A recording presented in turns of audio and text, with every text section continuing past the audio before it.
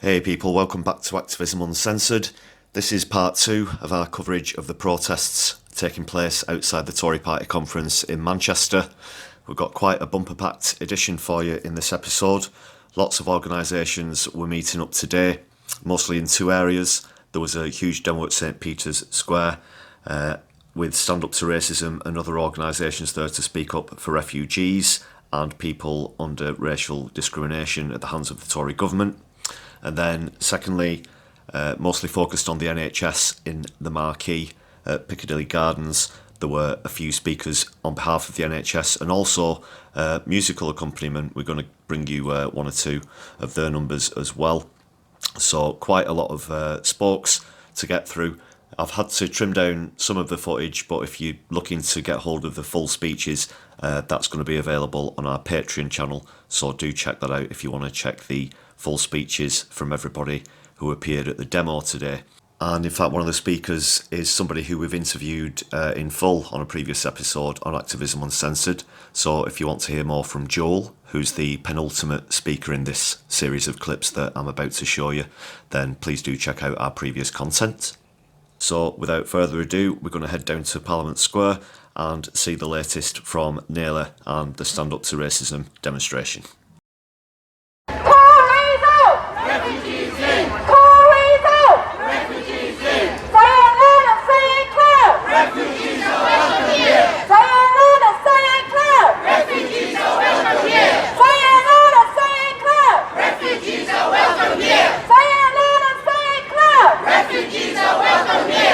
We're seeing a massive attack on our living standards. It's not a surprise that the Tories ratchet up their racist rhetoric. History has told us that this is what they do.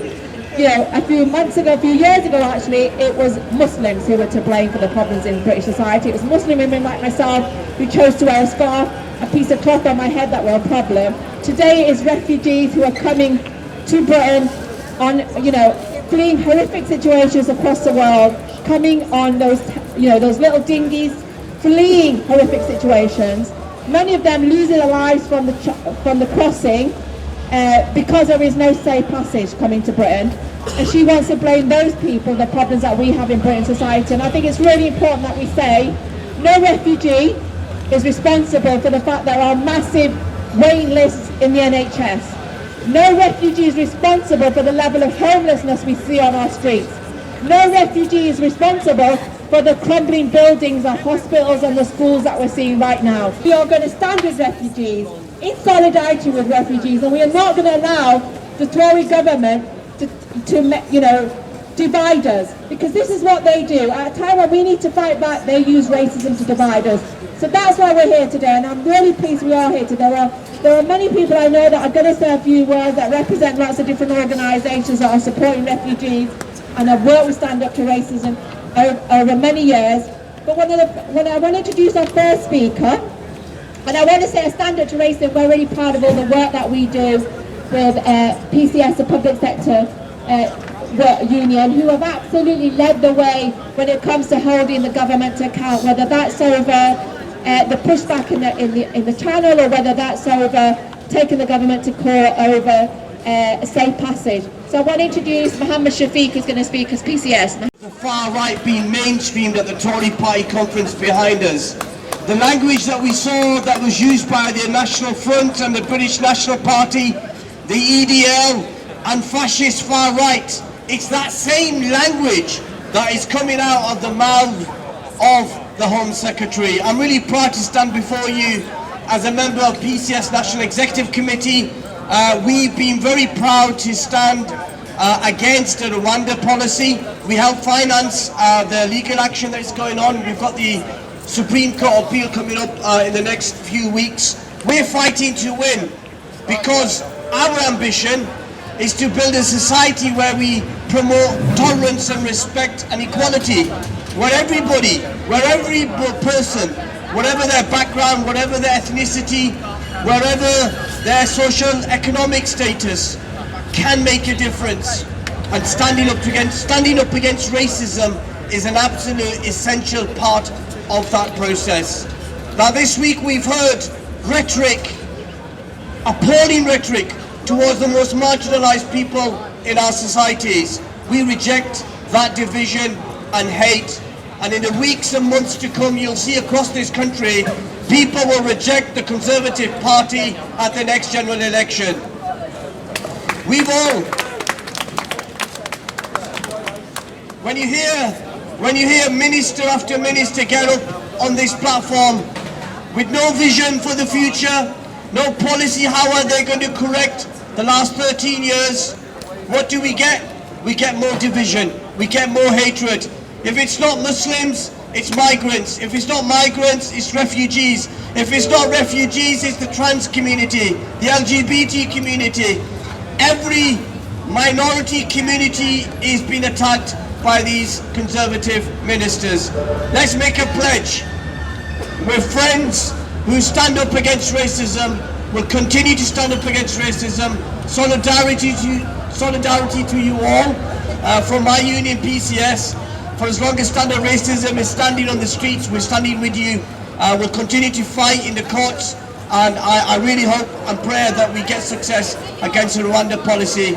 The Tories' days are numbered, but we have a lot of work to do to make sure that they feel. Solidarity, everyone. Thank you so much. Thanks, Mohammed. Salford City Unison branch. Proud to be here today to stand in solidarity with you. Obviously, we're here for a particular reason today. That is because of the Home Secretary and her politics and what she stands for. She doesn't understand why people call her racist. Well, there's a few facts worth pointing out about why what Suella Braverman doing is extremely racist. When I heard her speech denouncing multiculturalism, I thought, it's a very strange thing to hear from a black woman. Saying she'd made it to Home Secretary to tell us that multiculturalism failed.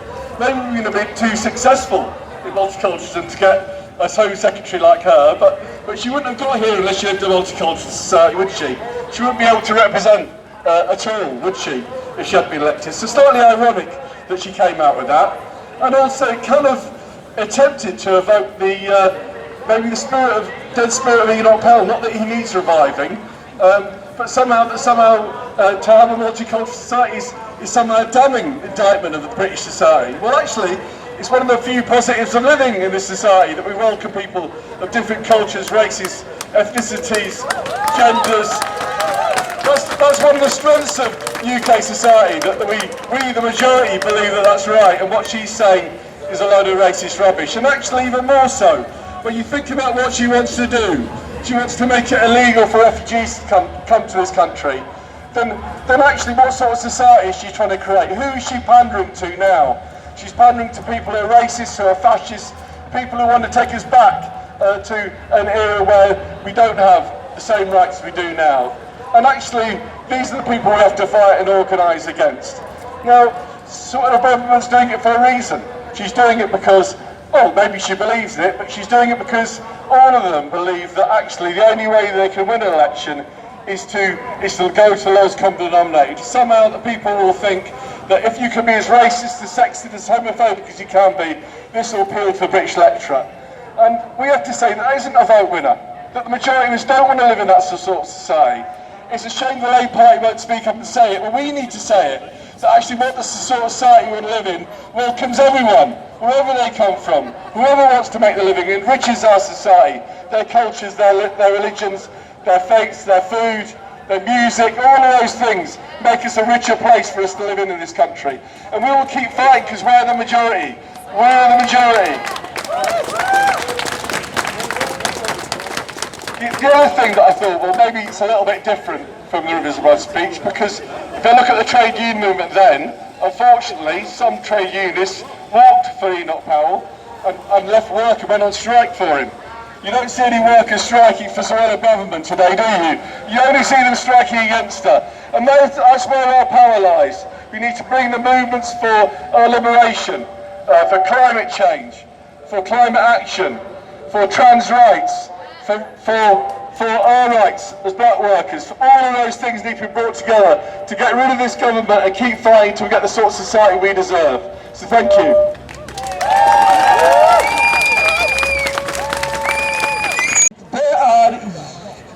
Especially UK looted these country resources.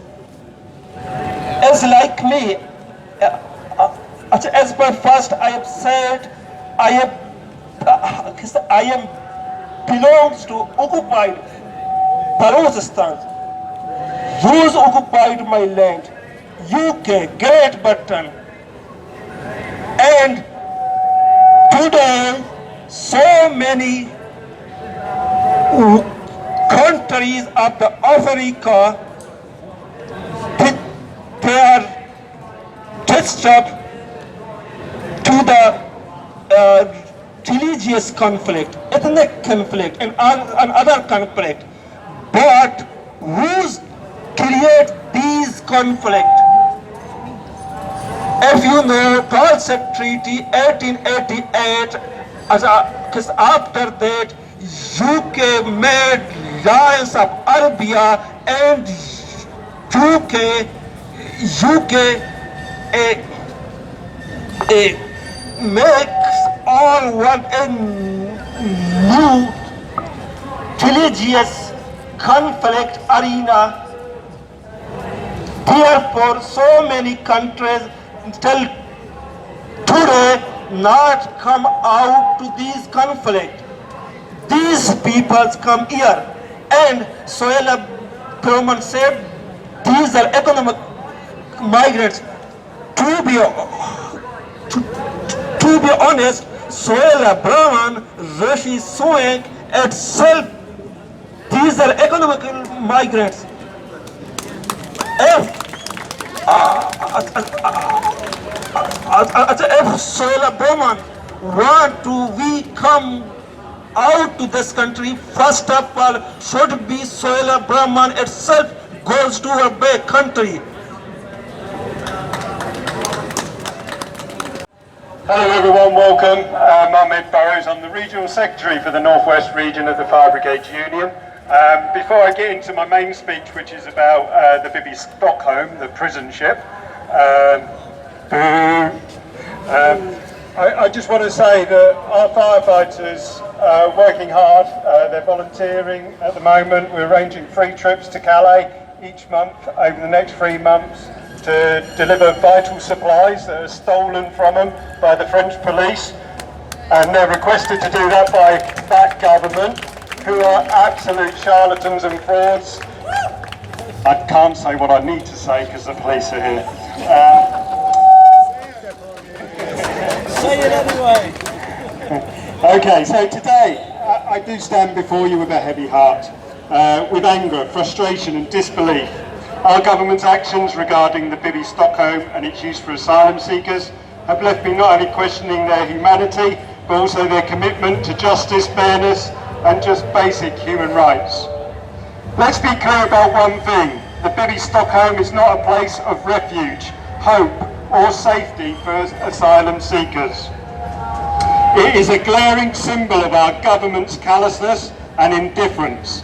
Asylum seekers, often fleeing unimaginable horrors in their home countries, arrive on our shores seeking sanctuary, a lifeline to escape that persecution.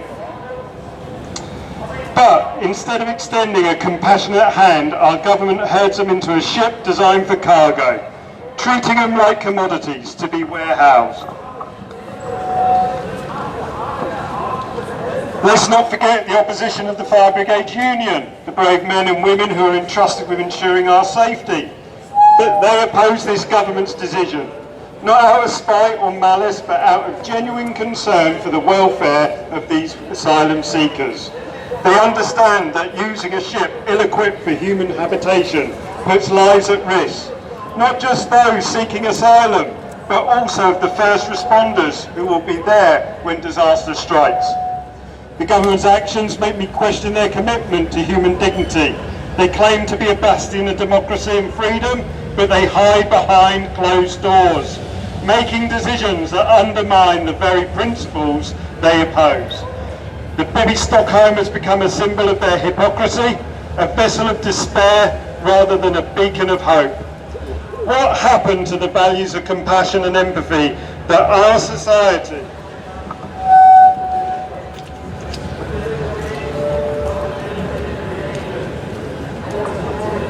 holds dear? We have become so desensitised to the suffering of others that we can justify these inhumane actions. It's not enough to simply oppose this government. We must hold them accountable. We demand transparency in their decision-making process. We demand that they treat asylum seekers with dignity and respect they deserve as fellow human beings. We must demand that they listen to the voices of organisations like the FBU and other unions who stand up and fight. But let me be clear, our anger should not lead to hatred or division. It should fuel our determination, bring about change. We must channel our collective outrage into persistent advocacy for justice. We must stand united in our demand for government that upholds the values of compassion. In conclusion, the use of the Bibby Stockholm for asylum seekers is a disgrace, and the opposition of FBU is to call to conscience that we must heed. We must hold our government accountable for their actions, demand a more compassionate, just and humane approach to immigration. We owe it to ourselves, our fellow human beings, and the principles that should define our society.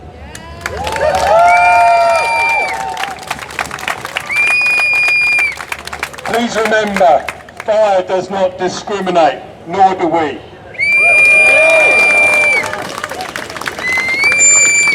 Really proud to stand here today in solidarity with Stand Up to Racism. I'm Robert Lazar from Jewish Voice for Labour. And our motto is on our banner there: we always stand with the oppressed, never with the oppressor.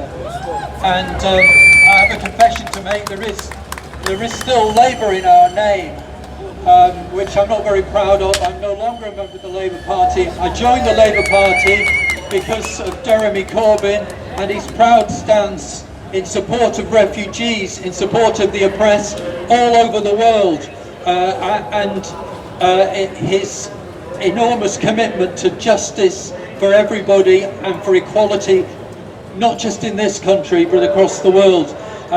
So obviously I want to focus on Suella Braverman, but I need to say something about Keir Starmer as well, because Keir Starmer is someone who doesn't seem to like left-wing anti-Zionist Jews like me. We're at least 4 times more likely to be expelled from his Labour Party, often in the name of so-called purges against anti-Semitism.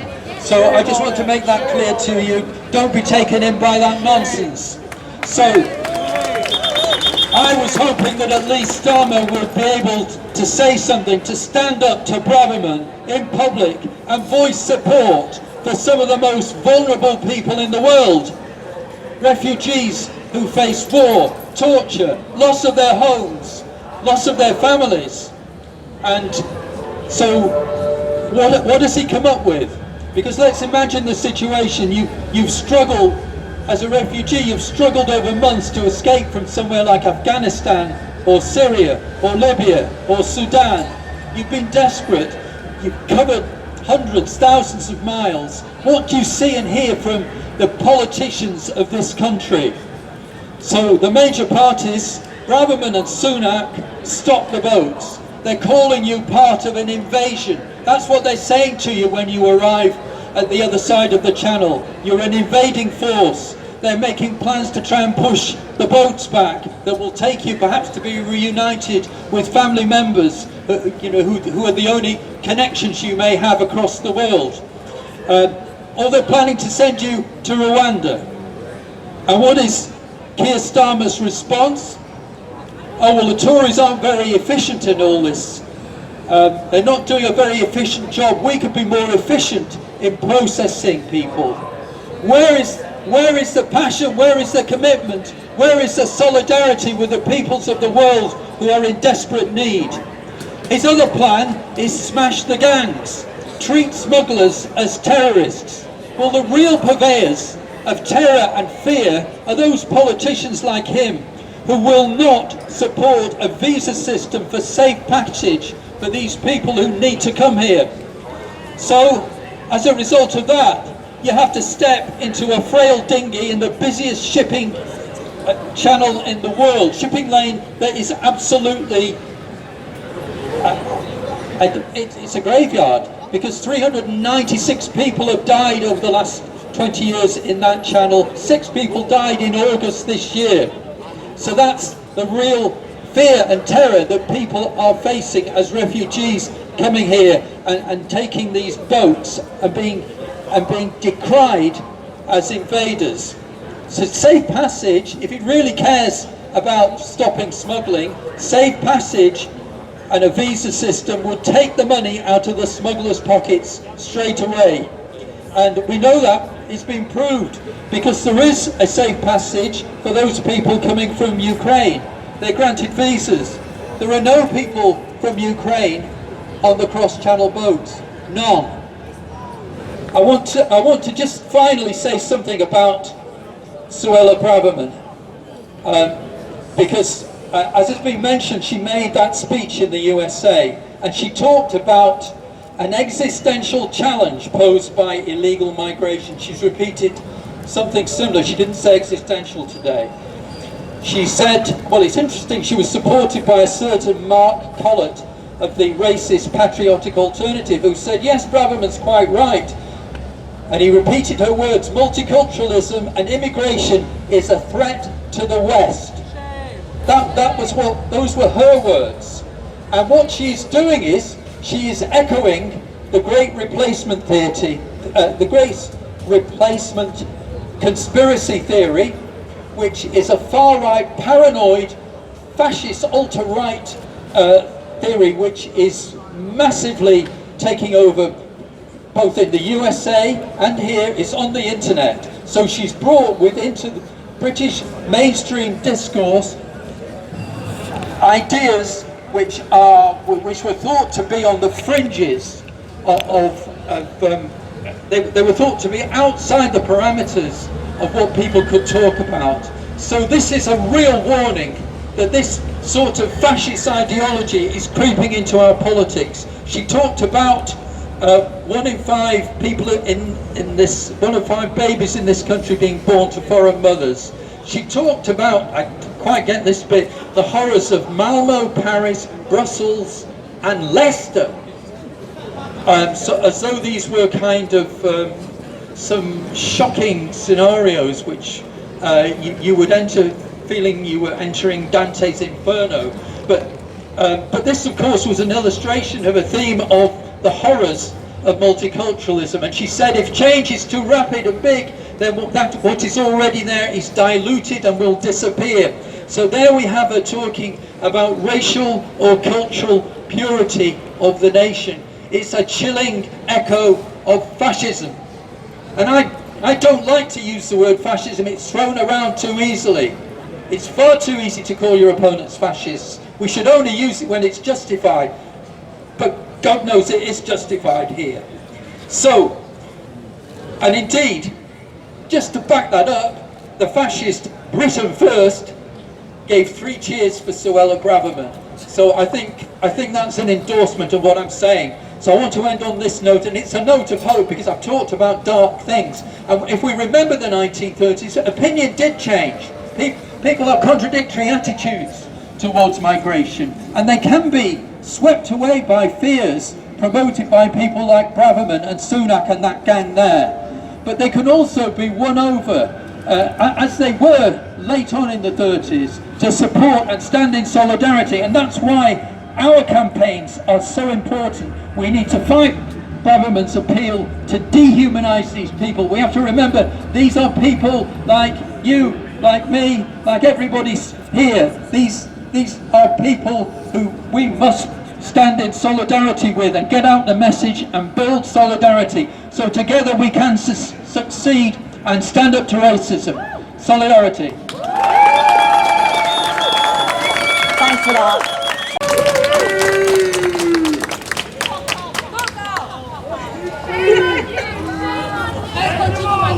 Right, so with this Horse Must Fall campaign, it's activists and campaigners who are in the system, who have faced the hostility of the system, and who have been threatened so many times with detention and deportation.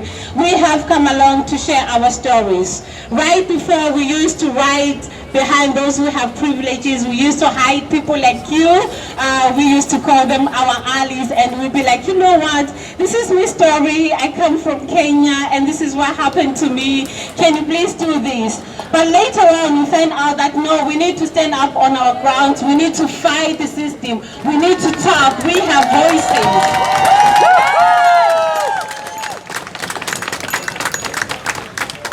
They can take everything, but they will never take our voices. From a GP, if they have to see it before they listen to your story.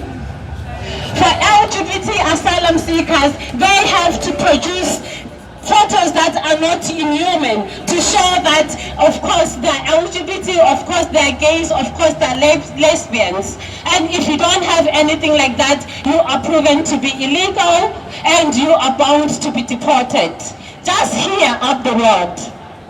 So it's been happening. Now that she has said it, that's why we decided that we're not going to hide behind. We're going to come up here and share our stories and tell you what is really happening.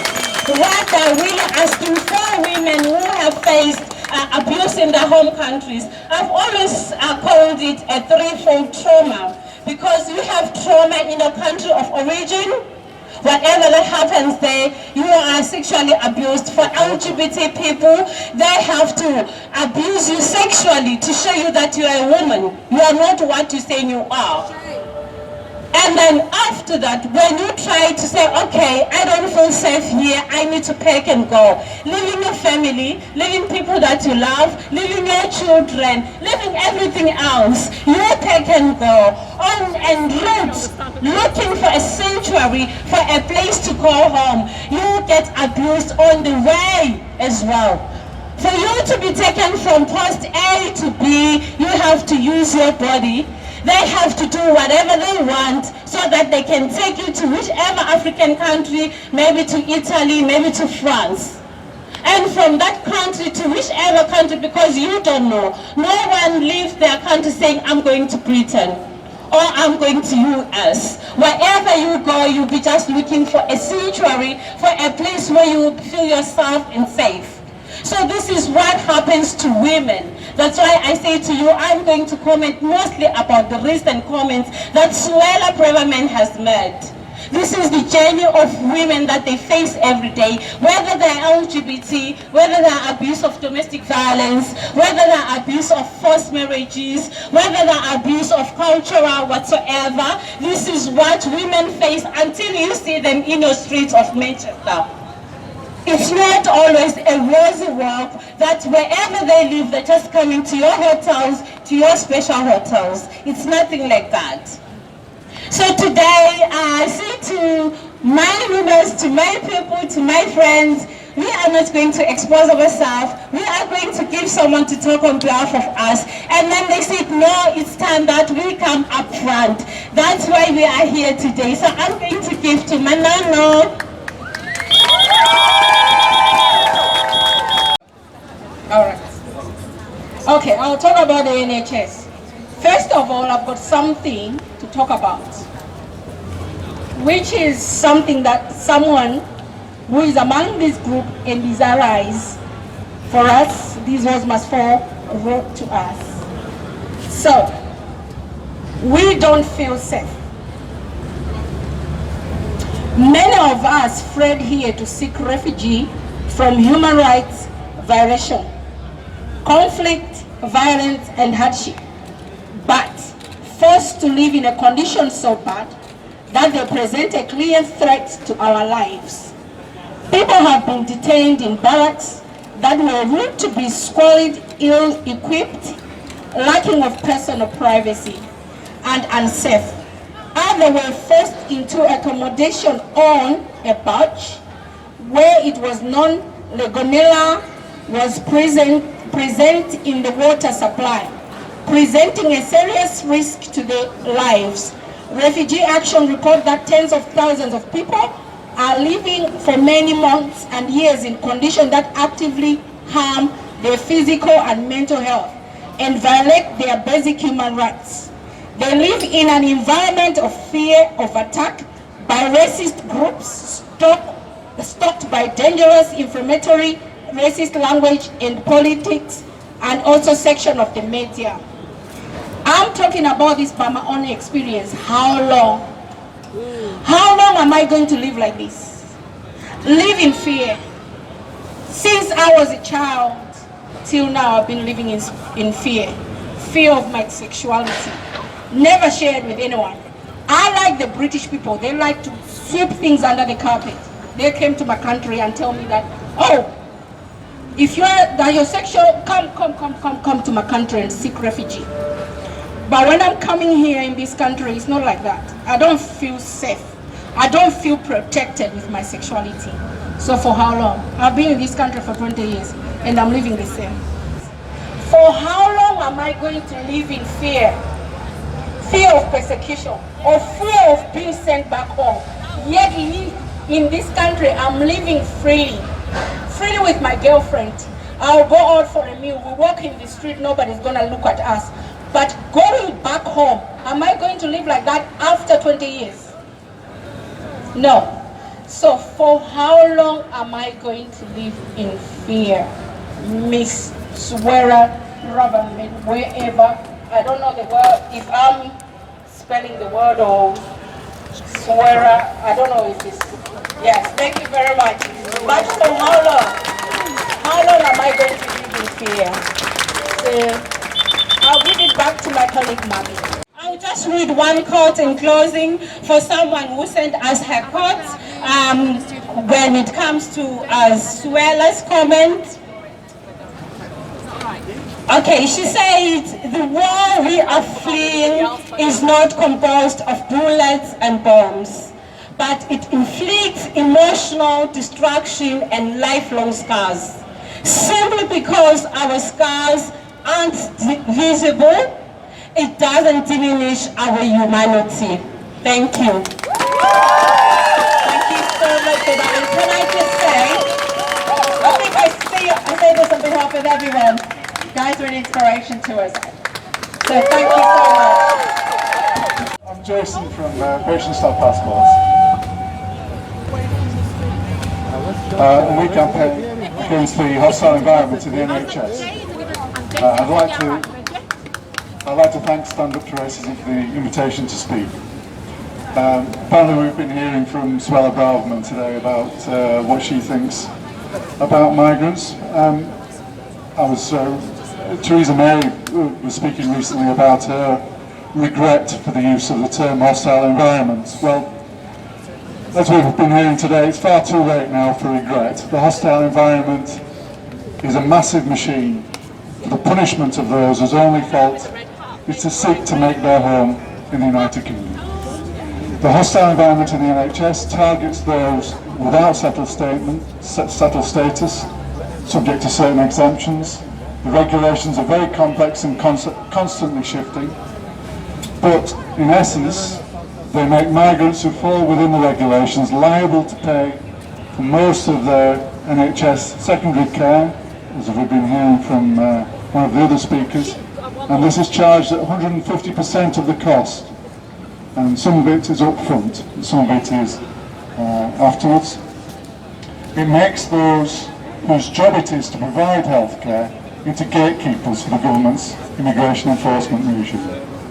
And in doing so, it destroys the trust in the NHS, deters people from seeking the healthcare that they need. The government says this is necessary to combat so-called health tourism. But even the government's own research showed that health tourism, as they define it, costs a very tiny fraction of the whole NHS budget. And NHS trusts are not set up to check eligibility and chase debt. To do this, they have to divert resources away from frontline healthcare. There is evidence that trusts themselves misunderstand and misapply the regulations because they're so complex, and that migrants are sometimes racially profiled. A significant proportion of the money owed is written off because there's no hope of the debt often ever being paid. We're talking about people who have come here with nothing and may not even be legally allowed to work.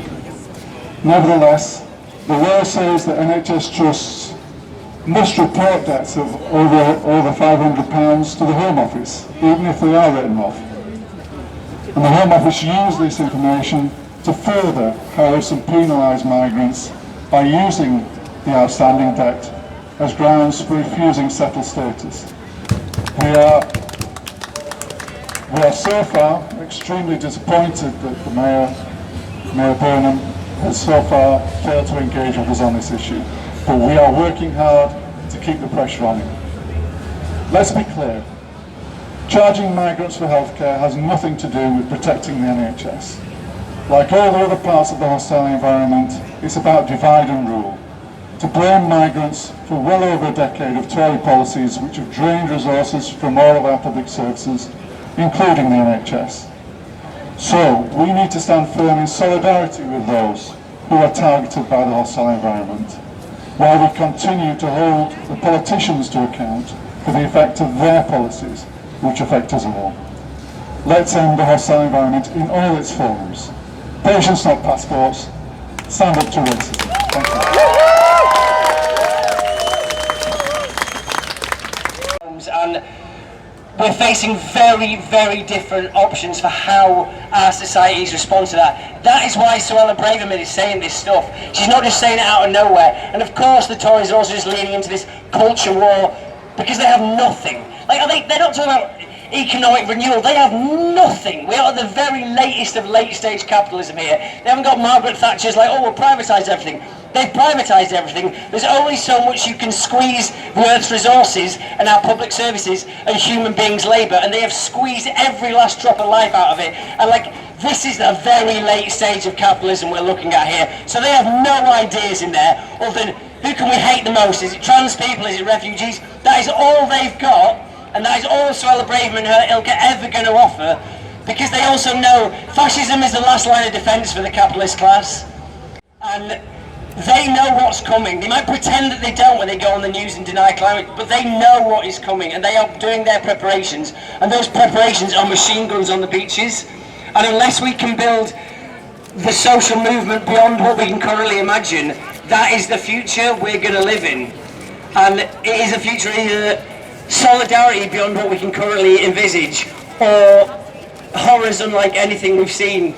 And it's not a very optimistic note to like be like, but like that we've got to get really serious, and like it's going to be one of the battlegrounds of the rest of our lifetimes. Is like climate refugees. That's not currently a legal term. There's no such thing as a climate refugee currently. That's not a legally defined thing under international law. That's going to be one of the battles to fight for that, because there are going to be so many people driven from their homes by escalating, cascading ecological catastrophe, and either our societies are going to be defined by because people might try and look away, you might try and ignore that and just be like, I'm just going to keep my head down, it's too scary, and it is really scary, but you're going to be aware that out there people are being murdered to keep your relative level of privilege safe. And we are going to have a choice between actively standing up to rising fascism or trying to keep our heads down until the day it comes for us, because it's going to come for all of us eventually, because they're filming everyone here right now, and like that stuff goes on your record. So like, yeah, sorry to be like really like fucking dark, but like this is we can't hide from this as much as I want to. So yeah, like it's relatively easy right now to say refugees welcome here. It's going to get harder, and that battle is going to get more and more vicious, and the Suella Bravermans are going to get worse and worse, and we have to be really clear whether we stand for universal human rights and solidarity, or whether we're willing to turn our backs on all of that and embrace barbarity for a few more years of relative safety and comfort in our own lives. And that's the choice we're all going to have to make. And get together and fucking fight these bastards. And the lives of refugees and people across the world depend on it. Because let's be clear, every time Suella Braverman and the Tories speak their nasty, racist, dog-whistling policies, every time they sign a racist immigration policy, they are signing the death warrants of vulnerable people from across the world. And we will not let that happen. together. And we bring a message to the Tories that we know the lies you tell. And we say to you, the fact that we can't get hospital appointment is not the fault of refugees. The fact that we don't have affordable housing is not the fault of refugees. The fact that we can't afford to feed our families or heat our homes is not the fault of refugees. And we know whose fault it is. And it is the fault of the Tory party with their vicious policies that are taking the money from the poorest people and putting it into the bank accounts of their billionaire friends. And we tell you, we will stand together and we will fight together and we will bring you down. So that was the Stand Up to Racism demo at St Peter's Square in Manchester. Great to see so many organisations and trade unions and individuals coming together to support refugees and people who've suffered racial discrimination at the hands of the Tory party. So we're going to go across to the Marquee at Piccadilly Gardens now and hear from the spokes on behalf of the NHS. They're all really concerned about how the Conservative Party have stripped away resources and finance from the NHS during their tenure and left so many people behind. There's also going to be some performance art from Banner Theatre, who are a musical act who went on, and all of their songs are based around the problems with the NHS at the moment, so do enjoy that. We're going to stick a couple of extra songs on the Patreon page as well as those extended spokes that I mentioned earlier on, so please do check that out. And if you'd like some further insight about the problems within the NHS that have been going on for quite a while now, please do check out our recent interview with Dr. Bob Gill on Activism Uncensored, full-length interview, and he talks about his film The Great NHS Heist, as well as the other plight that the National Health Service faces at the moment.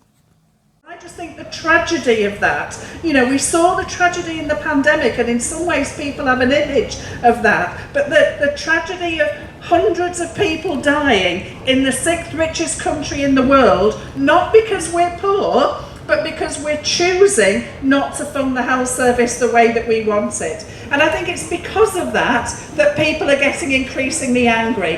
The very nasty, in a way, the weaker the Tories get and the more divided they get and the less likely they are to win the next election, the more horrible they get and the more vicious they get and the more they try and blame anybody and everybody. So somehow, some poor people on tiny little dinghies who cross the most horrible crossing and risk life and death, they're the people responsible for the government not building any houses in the last 13 years, or for trashing our health service in the last 13 years, or for not building any of the things that we need for a society like social services and all the rest of it. It's rubbish, it's absolute rubbish. But they are attempting to divert people's eyes to people in small boats. And I've always said it's the people in big boats that we need to worry about, the people who have massive yachts rather than the people in the small boats. In the health service, we would never have survived from the beginning in 1948. My mum answered an advert in Germany saying, would you like to come to the National Health Service in Britain to work as a cleaner or a psychiatric nurse? And she chose psychiatric nursing. But coachloads of people came over from Ireland, from Italy, from Germany, from all over the world, from the West Indies and the Caribbean. People have come and they continue to come, and they make our health service and our world a better place. They condemn, Suella Brownman says multiculturalism's failed. I love the fact that I live in a city that has people from all over, with all sorts of cultures. I think it makes us a wealthier world, not a poorer world, and we wouldn't be here in the health service without it. And the crime of leaving asylum seekers who are medically qualified, unable to work and forced to sit in horrible crowded bed-sitting horrible rooms rather than use their skills to save people's lives. I think the people who run the country and make those rules are murdering people, and they talk about the Shipman murdered nearly 300 people. This government murdered over 300 people a week, and they seem to be getting away with it, and it is outrageous and it's got to stop. But I think health workers and the public recognise that. I don't think people fall for the lies, and I think people know that the 7.6 million people on the waiting list aren't because health workers have been on strike in the last year. They're there because of government policies. And the people who are out on strike are people who day in, day out, you spend your life as a health worker saying, sorry we're late, I'm sorry you've had to wait so long, I'm sorry I can't do this, I'm sorry you can't do that, I'm sorry, and it's just soul destroying. There's actually a term for it, moral injury, and that what it does to you to not be able to do the job that you want to do because there isn't enough of you to be able to do it, destroys us. And I think it's that combined with the inflation and the poverty, so not only are you working twice as hard and still letting people down, but you're being paid less and less and less to do it, is what's driven health workers to picket lines. If you told me that consultants, sort of doctors, were going to be on picket lines and vote almost 90% to do so, I would have called you barefaced liars and living in cloud cuckoo land. But that's what the government have driven us to, and I think we have to put our weight behind anybody who goes out on strike. We have to visit their picket lines, we have to take cards around work and do collections and get people to sign it to show that it's possible to win.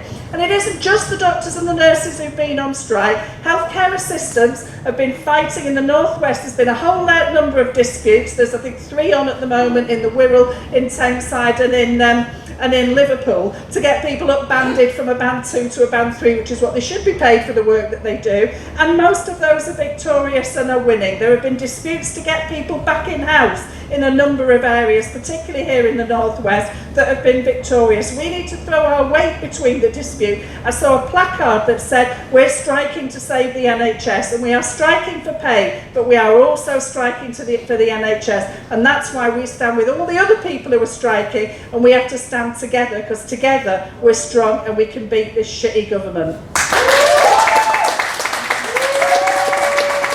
Is booming right now because of government policies. We have a government now that has launched the greatest assault on public health in modern history. We saw 330,000 deaths because of austerity.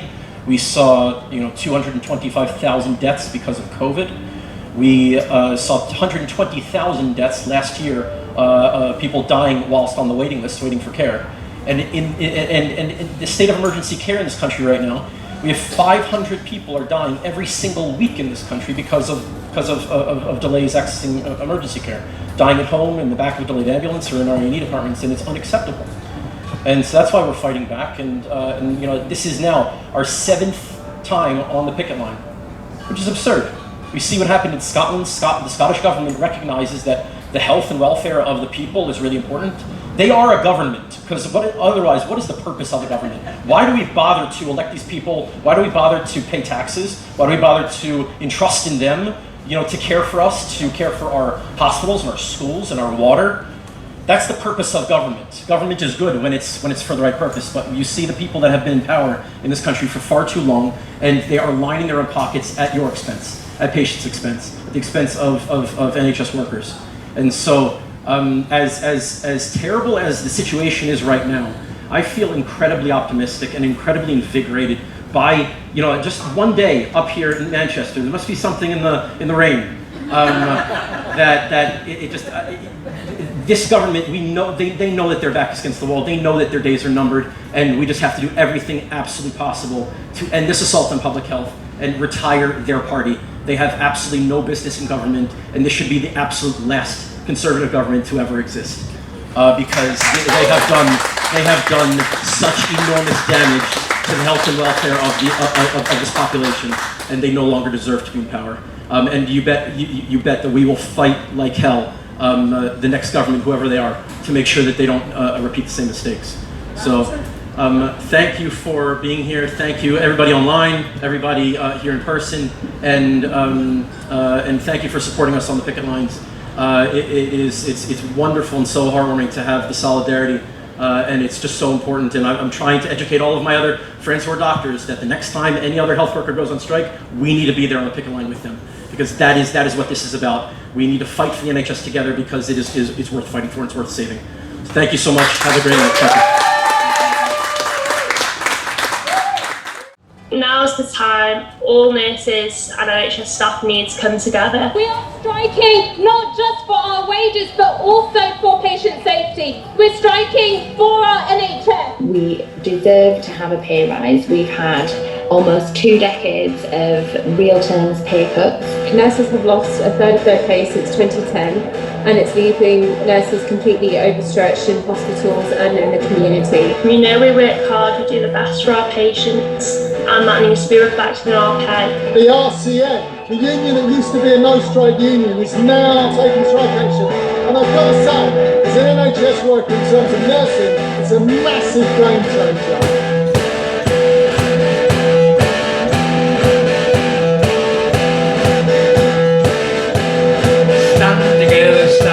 Enough is enough. Now's the time for us to strike. Enough is enough. No more of your shameless lies. You just want to privatise. You make money and we save lives. Enough is enough. Healthcare workers know the score. Enough is enough. We won't take your bullshit anymore. The NHS is not for sale. Enough is enough. We won't be your nightingales. Enough is enough. We don't need your sympathy. Bring back nurses' bursaries. The NHS is on its knees. Enough is enough. Healthcare workers know the score. Enough is enough. We won't take your bullshit anymore.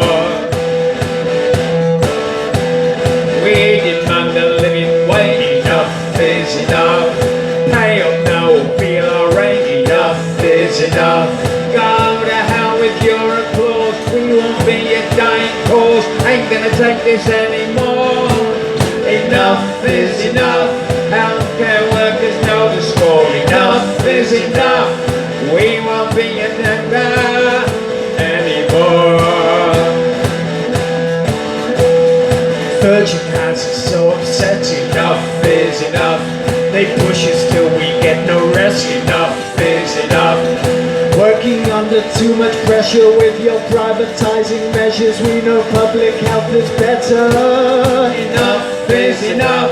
Healthcare workers know the score. Enough is enough. We won't take your bullshit anymore. Junior doctors on the line. Enough is enough. Building up a strong combine. Enough is enough. You who profit from this trash, you who made this bloody mess, we're fighting for the NHS. Enough is enough. Healthcare workers know the score. Enough is enough. We won't take your bullshit. Enough is enough. Healthcare workers know the score. Enough is enough. We won't take your bullshit anymore.